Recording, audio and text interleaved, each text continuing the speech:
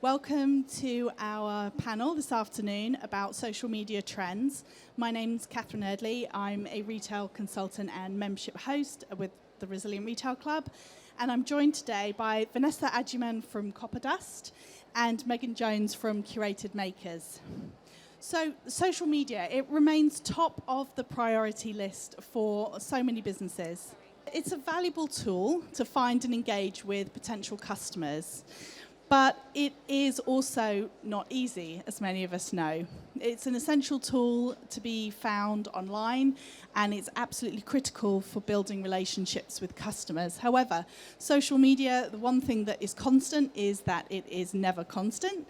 So it's always changing. And what we're going to run you through today is 10 of the social media trends in 2022, and hopefully share some of our panel's amazing expertise and knowledge of building their own brand on social media to help give you some ideas and also spark some thoughts about what you can do for your own business when it comes to social media. So we have 10 trends to get through today, which is quite a lot in a half-hour slot. But if you've got any questions, do ask kindly that if you want to come over at the end, we'll be sticking around for a few minutes if you'd like to come and ask them to us directly.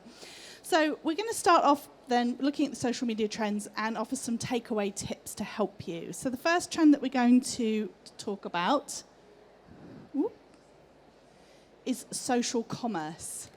So social commerce is effectively, often people are not sure what does social commerce even mean, but social commerce is effectively being able to buy directly from a social media platform. So many of you will have already seen the facility to purchase through Instagram Shop is one of the ones that people are most familiar with. You see a lovely image on the grid, you tap on it and the products pop up. But most platforms, so Facebook, Instagram, Pinterest, and TikTok, have all been really heavily pushing social commerce. And with the global e-commerce market is set to hit £1.6 trillion in the next year. What do you think about that? It's a trillion with a T. And with more and more social media users across the world, it's easy to see why these social media platforms are really keen to push social commerce. So I'm going to start with you, Megan, and just say, how have you seen yourself and your business and also the people that you work with, how important do you think being able to purchase directly through social media has been? So for us as a brand, we actually don't sell online. So probably not the best place to talk about it. We value shopping in person. We run pop-up shops and it's all about touch and feel products. But we stock small businesses, makers and artists. And for them, it's critical. But you can see them trying to navigate from Instagram to TikTok. No one's really got the answer. Are people shopping on TikTok? I don't know. Do you know? I think we're all navigating that now. But the makers that we represent, it is so important for them to utilise every touch point they can. But I would love to be able to help guide them with TikTok, but I don't know the answers. And it's not something we do ourselves. So I can't, we're all about shopping in person. Sorry. For sure. And Vanessa, you are on TikTok. What are your thoughts about, across all platforms, buying directly from the social media platform itself? I think. Hello? Oh, thank you. I think initially when it first came out, people were very wary and weren't trustworthy of the platforms. But I found, especially on Instagram, once you have that availability to click and directly buy the products, people are more likely to purchase. So having those touch points has been really helpful. Now I've noticed that TikTok and now even YouTube are starting to introduce where you can buy directly of the platform as well. So it'll be interesting to see over time how that develops. But I would definitely say on Instagram, I think it's very important to have. It doesn't have that false kind of, I'm trying to sell. It's more organic. Yeah, I think that's a great point. And I think it's also worth remembering, just for everyone watching as well, that social media platforms, they want more than anything to keep you on their platform. They want you to spend time on their platform because time spent on the platform is money for them, especially in the form of advertising. So the longer you're on Instagram, the more Instagram ads they can show you, the more money they make. So with a lot of these platforms, what they're doing is when we're creating this social commerce ability to actually sell, to click on your item and purchase it in Instagram, that serves you, because typically it's actually quite hard to get people to leave a social media platform when they're in full scroll. And go somewhere else. And secondly, it's what the platform wants, because your customer is staying on their platform and making the purchase. And when you're encouraging customers to do something that the platform wants, the platform's going to encourage that behavior. So half of the game with social media platforms is doing what they want you to do. And it's quite interesting, I've heard people say before, they don't keep it secret. Like, if you ever want to know what they want you to be doing, follow their official channel, like the head of Instagram. He has his own Instagram channel account, and he goes on there, if not daily, then weekly, and literally tells you what they want you to be doing. So it's always worth paying attention. Okay, so moving on then. Reaching new audiences become a primary goal for brands. So, Vanessa, let's start with you then. I'd love to know, when you're looking at social media, do you see it more? I think this is a really interesting point, because I think it works both for discovery, new customers, but also nurturing existing ones. So on your social media, do you think that you're more trying to reach people who've never seen you before, or nurture existing customers, or both? I think it's definitely a combination of the two. I think it's important to have the balance. Reaching new audiences is always great, but you have to remember your audience that have been with you from the beginning. So it's more like an investment and the longevity. So it's really important to try and maintain the two, I would say. So it's not necessarily one versus the other, it's a bit of both. No, exactly. And do you have different types of content for attracting people versus nurturing people? I would definitely say so. So I think that's where allowing people to subscribe up to our mailing list is really important, because people who've been with you for a while might not necessarily want to know your brand story because they're original, number one joiner, so they know the story, whereas a new person might not know fully your story but likes your brand. So I kind of stagger out my newsletter to reach both audiences, shall I say. Perfect. So, Megan, how about for you? So obviously you're promoting buying in person, but how important do you feel that your social media is for helping people even discover what you're doing? So we have two customers. We have the shoppers that shop with us, and then the makers. So I made a decision a long time ago on Instagram specifically to talk to the maker, which made things a lot easier for me. It's very difficult to talk to two different people. So knowing who you're talking to can then dictate the messaging that you're trying to put across.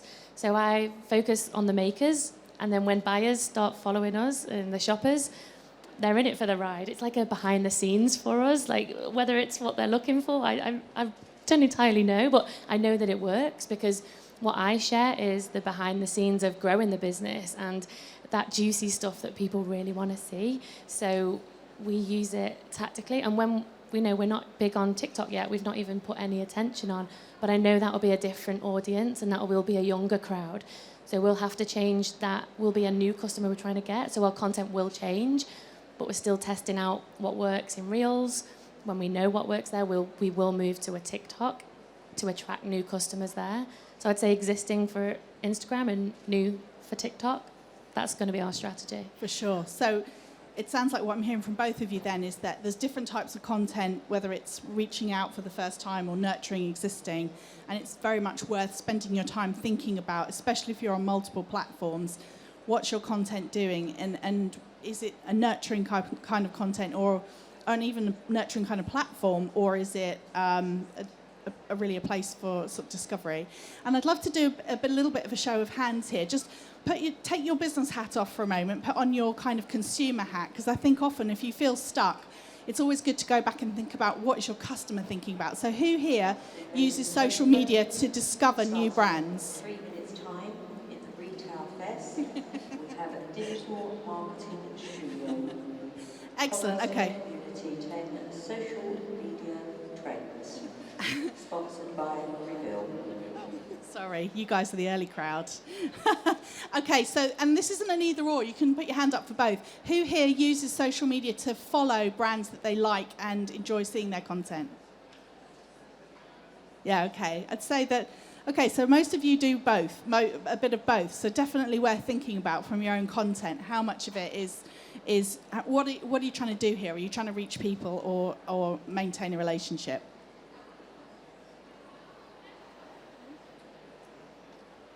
Okay, trend number 3. As long as I didn't accidentally go to trend number 4. Okay, trend number 3. Vanessa, I'm going to start with you here because I know that you're the queen of video. So video and live content will continue to dominate across all channels. So do you want to talk to us a little bit more about how you use video in your business? Sure. So I actually came to discover that my video content was highly engaged through Instagram. And I thought, if my video does really well, why don't I give YouTube a try? So it wasn't anything fancy, just did it on my phone, set up a tripod, and there was one particular video.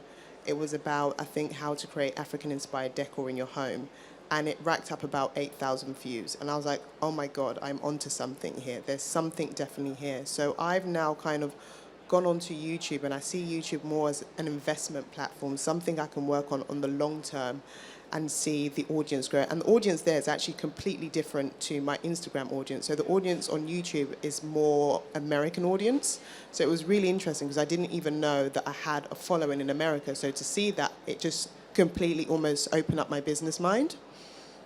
Fantastic. So now you do video, YouTube, but you also continue to produce your video content for other platforms as well? Yes, so I still create video content on Instagram. I've actually started to do some on Pinterest with the story idea, which is really great. So I think the most important thing is to create content that you can see being used on various platforms. So I try to squeeze as much juice from that one content, but just tweak it slightly for each platform.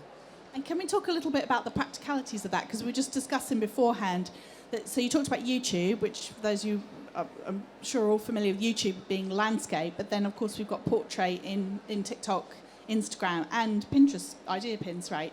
So how do you practically get around that? So ideally what you want to do is, if you're thinking of YouTube, you would particularly film landscape, but you want to make your frame as wide as possible. So that way, if you do want to transfer it to, let's say, TikTok or Instagram, you can then just crop it to fill that screen. So that way you don't lose as much before, but it comes to you naturally. You just kind of think of it as you're doing the content, if that makes sense. Yeah, that's it. Ladies and gentlemen, just about to start in Retail Fest. We have the digital marketing studio sponsored by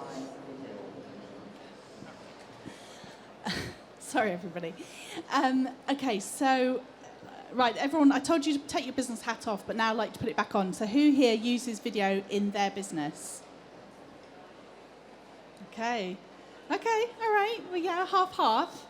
I think it's a really fascinating topic, and it's quite interesting because it's quite divisive. I think some people love it, and some people find it really, really difficult to do video, especially if they're used to doing images. But I know personally for myself, I'm mostly active on Instagram, and I know that having switched majority to video it's interesting because we hear a lot about Instagram and how the algorithm is, really limited organic reach, but my videos for sure are getting great organic reach. So I think that it's definitely, if you're one of the people who didn't put your hands up about video, you're not alone. Lots of people find it difficult, but I think the great news is as well that, and Vanessa, I'd love to hear if you agree with me, that it doesn't have to be professionally produced. Like you said, you started with a tripod. It honestly doesn't have to be anything natural. And what you find is people more engage with things that they feel is natural. When it's too overly polished, sometimes people just don't connect with it. Yeah, so don't be scared. And Megan, how about you? Do you use much video in yours? Yeah, I talk to camera a lot, and I'm past it now. The first time you do it is really intimidating, but get comfortable with it. You've got so much to say. You can share so much on video. It brings everything to life, doesn't it? So even today, I'd say rather than take a picture, take a short form video, and then you can quickly make a reel of being here for the day. You've got to take the picture and a short bit of video, and before you know it, you've created some content. It's not cost anything, and yeah, it's more authentic, it's more organic, and it feels more real. People want the authenticness, they don't want it polished. You turn off, don't you? Mm-hmm. I do. So if you don't have a full production studio at home, don't worry about it, it's fine. Okay, so this is an interesting one. Trend number 4, paid advertising will become a necessity. So I think that we have definitely seen, as we've talked about, some people have seen organic reach dropping. Vanessa or Megan, do either of you use paid advertising? I do not at the moment. So it depends. If I'm trying to launch something, then I'll put some paid spend, but I would say consistently, no. And I think actually what you've both said is really consistent with a lot of people that I've worked with. In fact, even I'd say people who were putting a significant amount of money behind, for example, Facebook advertising, especially in 2020, maybe into 2021. I think paid advertising is really important, but I think it's also shifting a lot. I would never say to somebody that it's something that they absolutely 100% essentially have to do, because lots of businesses, including yourselves, even if you use it occasionally, it may not be something you use day in, day out. But I think what I would say is that paid advertising is shifting, so people tend to have more of a blended approach. We're seeing lots of people diversifying their spend, for example, between Google as well as doing some things on Facebook, but maybe less than they were before, and then also experimenting with new platforms such as TikTok advertising, Pinterest advertising. People are kind of dabbling in those. But I think it's always been this way with paid advertising, but it's about testing and learning.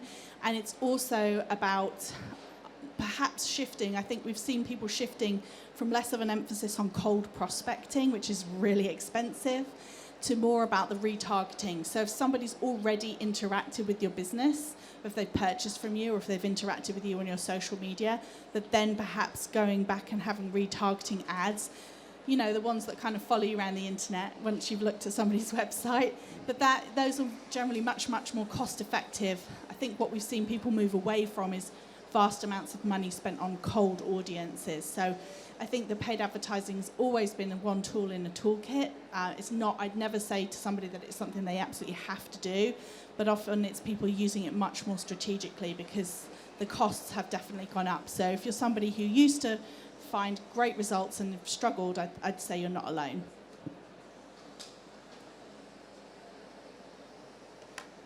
Okay, so influencer marketing. Just a few stats just to start you off, because this is really fascinating.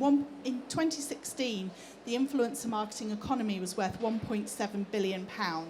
In 2020, that was £9.7 billion. In 2021, 13.8, and it's set to hit 15 billion in 2022.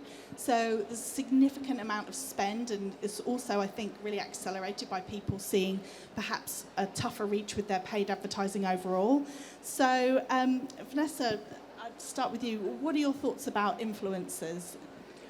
I would say I have mixed thoughts. I've never actually tried influence marketing, something that I'm always been open to, but for me it's really important that you're paired with the right person and you have a long-term relationship, because if you're building a brand, you want to build it for the future, so you don't want a quick turnover or just something, because your audience will know because they know your brand. So I think the partnership for me is very, very important when it comes to influencer marketing, so that's probably perhaps why I've shied away from it. I think you make such a great point there. So it's about finding someone who really fits with your brand values. And would you say, ideally, somebody that you could work with on a long-term basis? I think most definitely, because when I initially started my brand, it was heavily products-based, but now I've gone into interiors, and interior projects can take up to a year to 6 months, so it would be difficult to do that very quickly. And on the flip side then, would you almost ever see yourself, almost like the reverse, so almost like you're being the influencer for a product, for example, if you're using it in an interior, in a project? I think most definitely, I think that would probably work the better way, because where I've kind of built the brand and built my knowledge, people are more trusting in myself and the brand, so they'll be more likely to be like, actually, if she certified it, I would go with it rather than the other way around. I think that's more natural. Yeah, really great point. And I think that that's the key. is with influencers. And it's interesting because we use the word, it used to be bloggers, everyone talked about bloggers, everyone talks about influencers now. But I think really more effectively is the term content creator. So if you hear the term content creator, I think what's particularly working well for a lot of brands is that everything we've just talked about, the move to video, there's this whole idea about how entertainment and shopping are blending. So a lot of talks I've had, for example, I write a column for Forbes, and I've spoken to people at TikTok, working on TikTok Shop, at Instagram, and they very much see this idea that we're really seeing entertainment and shopping is merging. So if you look at, say, TikTok Lives, they're part entertainment and they're part shopping experience. And it's all about these content creators. So they're people who often are digitally native. They grew up making YouTube videos, or maybe they've shifted to different platforms. So they're really, really comfortable behind or in front of a camera. So they tick all the boxes when it comes to video. They're super engaging. And they are just really well placed to sell products, basically, because they're very natural. And a lot of the platforms talk about it feels like you're FaceTiming a friend. So it's not even like watching a QVC program. It's like you're talking to a friend on video. That's how it almost feels when it's done really well. And they're saying, oh my goodness, I love this. You should try it. And then if you follow them and you believe and you really like them and you're invested in them, then you're much more likely to try it. And therefore, it can be really super powerful. But so much of it comes down to trust, and so much of it comes down to alignment with your brand. And if someone's got a massive audience but they're not your audience, then it almost doesn't matter. So Megan, have you worked with anybody in terms of even traditional influencers, or just people that you know speak to the same audience as you? Our makers are our influencers, and the collaboration of, in our pop-ups we might have anything between 30 to 50 different businesses all in this pop-up. If everyone's talking about the same thing, you're all like cross-pollinating audiences, and you're all influencing the same kind of people, and that is so powerful, and local as well. So these people might all be local to Manchester, so you're reaching real local people that can then respond and engage. They probably love shopping small, they love eco, they love everything that you're about. So our makers are actually all influencers together, and they're normal people. I think people engage more with authentic people that might have 500 to 5,000 followers, more so than, big guys, like they've got 100,000 plus. Sometimes it doesn't feel as personal if they're talking to them, but if it's a smaller crowd, it feels so personal, and you feel like you're talking to a friend. Yeah. It's exactly what I do. If I'm doing anything, I'll just assume I'm talking to Heather or talking to a maker, and it feels so natural. If it's forced, it can see right through it. Exactly. I just wanted to actually just pick up on your point. So earlier in the year, I was approached by El Docker and Kia, because Kia were rebranding to be electric cars and be more sustainable. And they were like, we want to work with you because we see you as an influencer that's aligned with us. And I was like, I'm not an influencer. And then when they showed me what they were trying to do and what they were trying to achieve, I realized that our mission was actually more aligned than I realized. And it's not something that I'd never thought of before. So it was really interesting to be put in that category. Yeah, I think that's such a great point that you both make, that we use the term influencer and we tend to think about the blogger or the lifestyle influencer, but actually it's about anybody who's speaking to the same person that you're speaking to. So definitely have a think about it for your own business. When people say, well, I'm not really the size to try influencer marketing, but if you're a shop and you've got somebody in your local area who speaks to local people, then that could be a really great partnership. Often these partnerships work so well when it's about the audience being aligned, and almost the numbers don't matter. It just matters if they've got people who follow them and are engaged. Okay. Megan, I think we're going to come to you on this one. So this is about the increase in the use of social media for customer service. So how do you at Curated Makers, or your makers themselves, how do you see this working? We use direct messaging on Instagram a lot for communicating with our customers, which are our makers. And it's just much more informal. You're straight in the inbox. Like if you're sending an email, it's much more professional, much more formal. But we kind of use the two in tandem. So we'll send the invite through email, but then we'll also speak to people on DM. We'll respond to questions we get. We'll be sharing their content already. So it feels much more of a friendly chilled relationship in the direct messaging, and then anything a little bit more formal needs to go on email.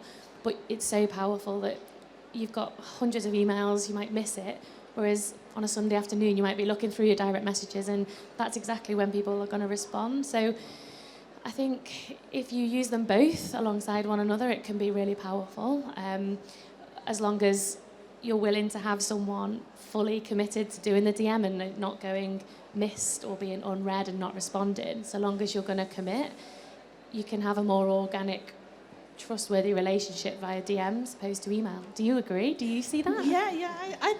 I like what you say about the informal nature, because it's just literally like you want to check in and just say, can I just check is X, Y, Z? And then you're getting an instant response or a very quick response as opposed to wading through all of your emails. How about you, Vanessa? Would you DM someone? No, I do love the DM. I think it's a lot more personable, and I almost feel like issues can be resolved quite quickly via DM, because I had one recently, an order had gone missing, but they were quickly able to respond via DM and the issue was resolved, whereas if that had gone into my inbox, I've got loads of emails. So it was quickly done, which was great. I also like a voice note. I think it's so personal. I mean, if you're on the move, quick voice note. And again, so personal. They can hear it's you. And yeah, I think there's a real power of hearing someone's voice. Although I was laughing because, of course, lots of people lived in the fear of getting voice messages on their phones, and everyone moved away from that to texting all the time, and now we're going backwards, so it's quite funny. Okay, so another quick show of hands. Who here uses social media as part of their customer service channel? Okay, all right. And does it seem manageable? Yes, no, yeah. I think it's worth having boundaries, like you say. It's got to be. I think I'm always a big fan of an autoresponder. You can even put them on your DMs. Like if you're not going to be around at the weekend, which is fair enough, then just making sure people know, right? Okay, so trend number 7, user-generated content will continue to be popular. So very quickly for people, user-generated content, that's any time somebody shares a photo themselves spontaneously or encouraged by you in terms of them wearing your product or using their product or having them in their home. So Vanessa, we talked briefly beforehand about user-generated content in your business. Do you want to tell us a little bit more about how you use it? Yeah, so for me, where I come from, the home decor and interiors atmosphere, it's really important when clients or customers send in their experience or their product in the space, because as much as seeing the products nicely styled on a website, there's nothing more encouraging than seeing it in someone's home, because then you can envision it in your home. So for me, I was like, okay, how am I going to share this to people so they can see it? Because in terms of Instagram, it's very stylized, it has a certain look. So I think it was great when Instagram introduced highlights. So now I have a section on reviews where you can put all the user-generated content along with reviews in there. So if people want to go and see what people think of you, they can just hit the highlight and everything's all in one space. And so you actually get to see real-life pictures of the products in people's homes? Exactly, yeah. And Megan, how about you?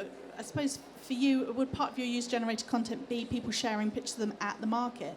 yeah, definitely. There's nothing more to bring it to life than seeing the real person there with the product.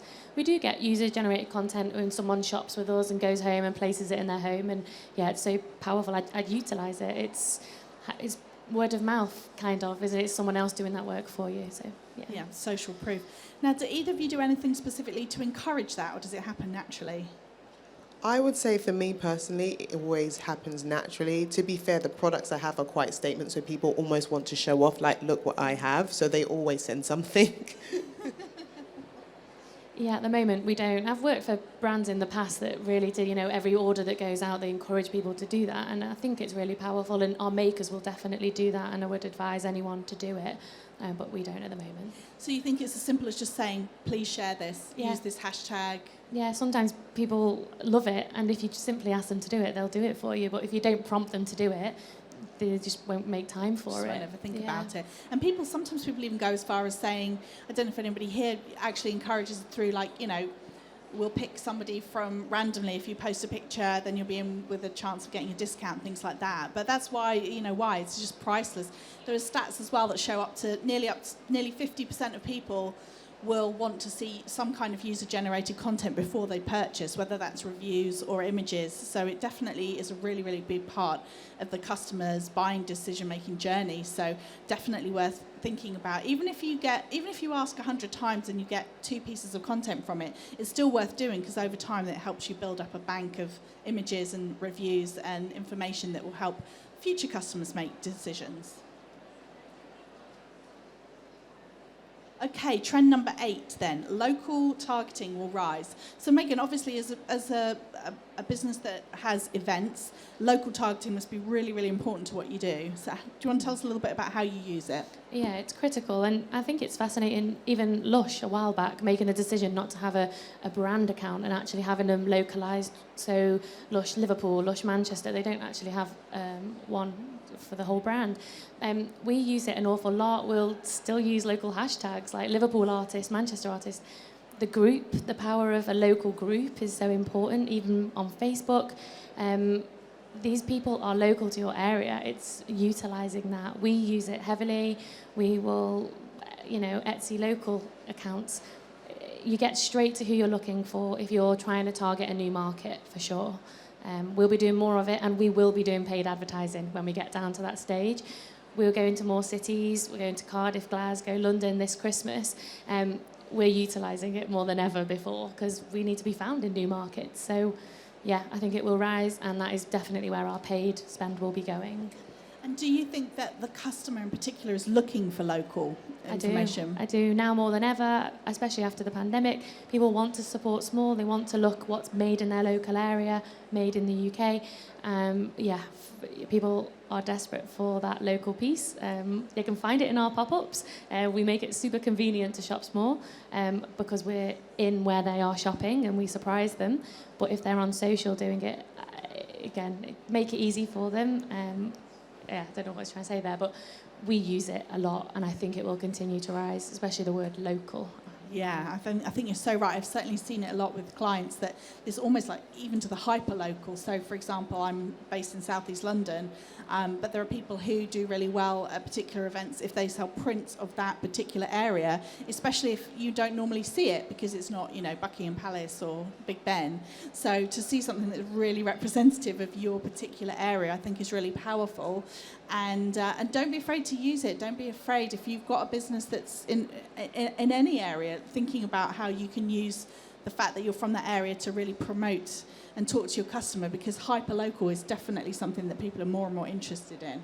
Can I add, on certain products, when it says handmade in London, it can work really well, but then having a separate version without that as well, so you can appeal to both markets. Like, we look at product that is made in Liverpool, my word, that's not going to land down in London. So we just ask them to take that off and so lean on it where you can and remove it where you want, and you've just doubled your audience. I love that. Yeah, and so if it's not made in Liverpool, would you suggest, made in Britain? Yeah, made in UK, yeah. Okay, trend number 9. Another fascinating topic. I feel like we've covered some really interesting points here. So a renewed focus on accountability and diversity, where inclusivity will be key. And I think what's particularly interesting about this topic is it's almost like a double-edged sword. So the customer is becoming more and more aware of the importance of diversity, inclusion, the importance of sustainability, and the importance of products that have a sustainable supply chain, and that people are being fairly treated. At the same time, they are becoming increasingly sceptical about people's claims about how sustainable they are. And we were just talking before about Khloe Kardashian, right? And Boohoo being appointed as a sustainability advisor, and how there's all of these claims about sustainability that can appear, if anything, could be brand damaging. So, Vanessa, I'd love to start with you. How do you think businesses can talk to their customers about what they're doing without it sounding, with it sounding genuine and actually having that trust with their customer? I think it's very important to outline your brand business from the get, what you're about and what your mission statement is. So once you know what you're true to yourself, being sustainable comes naturally to you. It shouldn't be something that is forced. So, for example, we partner with a brand that does shea butter, and they work with a fair trade village in Ghana. And I know from the beginning to the end where that shea butter is made, how it gets here, and you can see the whole chain of that product. So I think just being very open and being honest, and you may get things wrong, but allow yourself to be held accountable, I think is very important. So you're saying radical transparency. I think it's very important. I think we saw in the pandemic a lot of brands who weren't transparent and it didn't work in their favor, and now they've almost had to operate like us, because when you're a small business, you can quickly turn over things, whereas when you're a bigger company, you don't have that luxury. And so you think it's better to say what you're about, and even if you get some things wrong, as long as you're honest about it? Yeah, I think honesty is far more better than trying to cover something up. Yeah, no, I completely agree. And do you think it's worth having almost like a written manifesto about what you're about? I think it helps. So back to Instagram, we have on there, we have a highlight, I believe, that has our mission statement and what we believe and what we're trying to achieve. So at least they have something to point to, and also something for you to point to, because when you're running a business, sometimes you can get lost in the source and you may go too far this way, far that way. But if you have something that centers you, I think it's really helpful.